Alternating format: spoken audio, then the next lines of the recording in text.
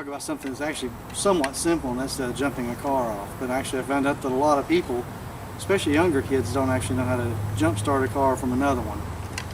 First off, a lot of people want to buy 200-foot jumper cables. Well, maybe not 200 feet, but they want to buy the 20 feet, 25 feet. And that's great if you know that your battery's hard to get to, but really the shorter the better. And if you are going to go longer, you want at least 4 gauge cables, and these are 4 gauge cables, because the smaller the gauge, gauges work this way, the larger the number, the smaller the wire. So if it's like 10 gauge wire, that's not a good jumper cable, even if it's short. 4 gauge means it's bigger. When you get down to 0 gauge, it's a huge wire, and they do make them for like doing heavy equipment. So the question is, which end to hook onto the battery first? When it really comes down to it, it's not really going to matter, but by the books it says to hook up the positive first, which is fine. One of the things that gets on my nerves is it wants you to hook one ground lead to the car that you're jumping off. Instead of hooking it to the battery, it wants you to hook it to something, to the chassis, to something ground somewhere.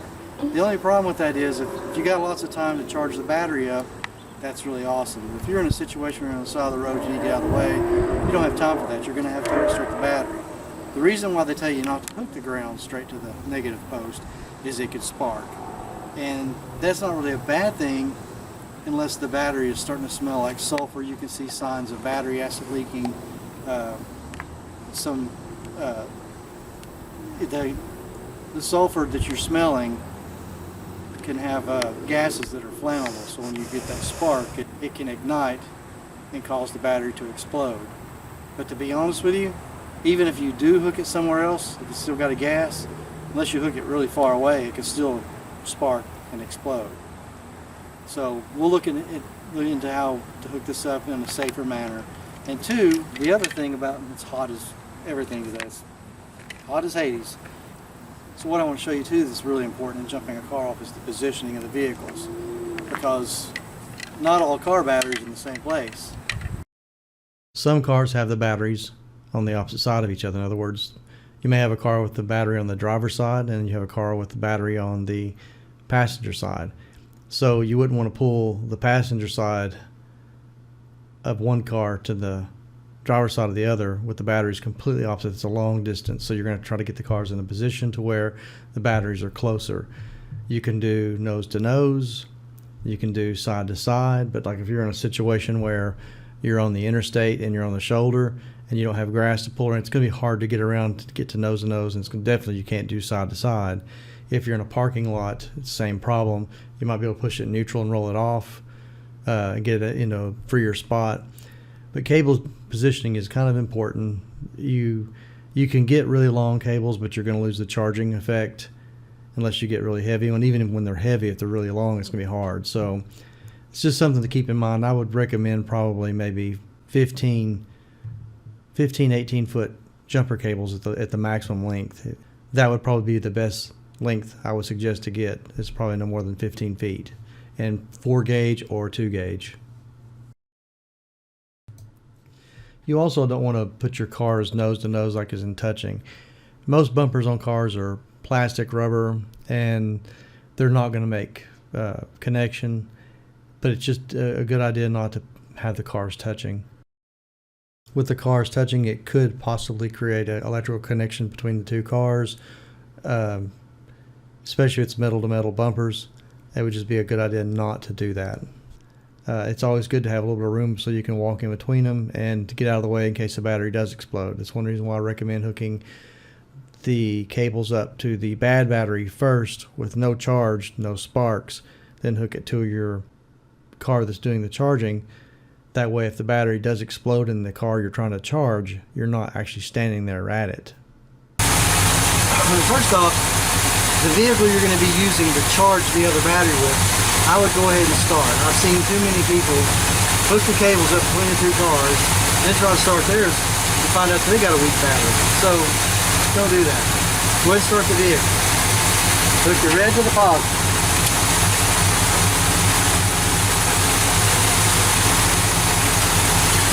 Leave the negative unhooked for now. Now I'm going to hook it up to the car I'm charging, and in this case it was lucky. The battery is on the opposite side of the vehicle that I'm going to be using to charge it. So that means the batteries are lined up front to front with the cars pulled front to front. So in this case now I'd connect this one here. Now here's a tip, and this overrides all the idiotic information out there about grounding it to chassis. For one, your cables are short, so you're not going to be able to get it to your chassis too easily. And most everybody always still sticks it to the battery. But if you're worried about sparks, first look at your battery. If it's all white and corroded, nasty looking, it looks like it's got signs of acid seeping out, or you can smell a battery acid or smell a sulfur smelling, then you need to be careful about sparks. It might not, if you have water in it, might not hurt to spray some water or have you a box of baking soda, because that'll neutralize the acid.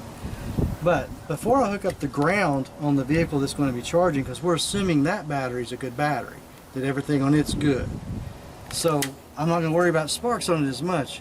Usually a battery that's going dead is the one that's going to be having the sulfur smells and the chemicals that could be explosive. So hook up your ground to the battery. Now you don't have to worry about sparks. Then you come over here.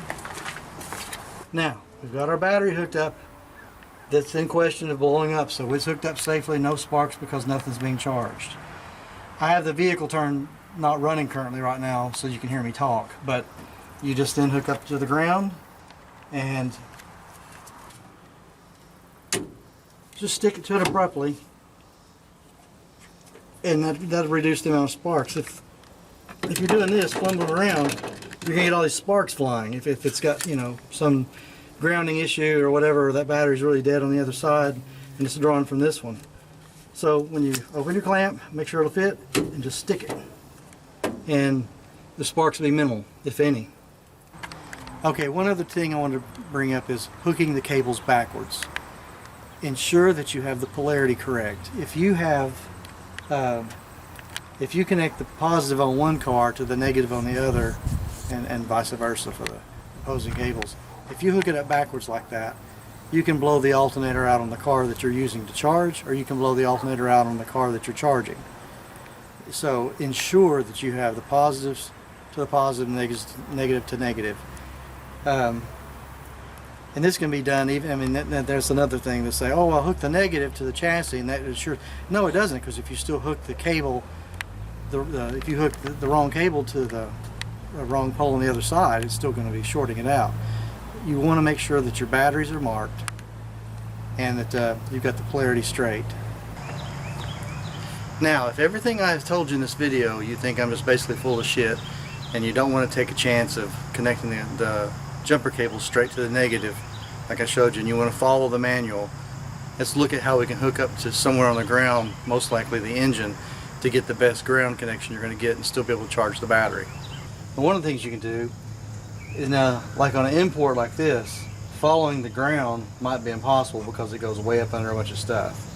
Like an older vehicle, usually the ground wire is pretty obvious, it runs straight to the engine chassis, so you may want to connect to the other end of the ground wire.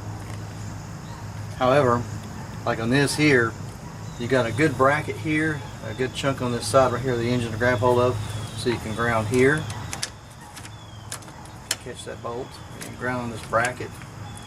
But you want to wiggle it and make sure it does get a good ground. And I'm going to tell you, they don't mention it, but in the manuals, when you do connect the lead to the positive side of the battery and then you connect the lead somewhere else to chassis, it's going to take longer to charge the battery.